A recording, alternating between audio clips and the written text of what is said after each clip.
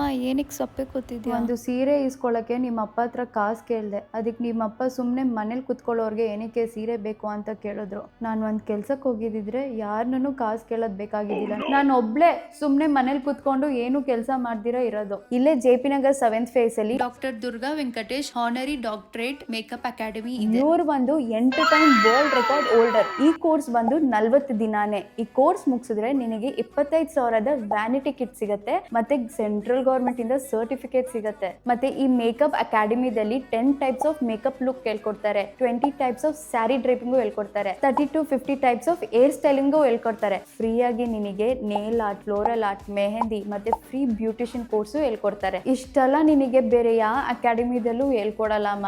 Makeup course ಹೋಗಿ ನೀನ್ ಕಲ್ತ್ರೆ ನೀನು ಒಂದು ಮೇಕಪ್ ಆರ್ಟಿಸ್ಟ್ ತರ ವರ್ಕ್ ಮಾಡ್ಬೋದು. ಸುಮ್ನೆ ತಿನ್ಕೊಂಡು ಮನೇಲಿ ಕೂತ್ಕೊಳ್ಳೋ ಬದಲು ಏನಾದ್ರು ಡಿಫ್ರೆಂಟ್ ಆಗಿ ಹೋಗಿ ಕಲಿಬಹುದು ತಾನೆ. ನಾಳೆನೆ ಹೋಗಿ ಜಾಯ್ನ್ ಆಗ್ತೀನಿ.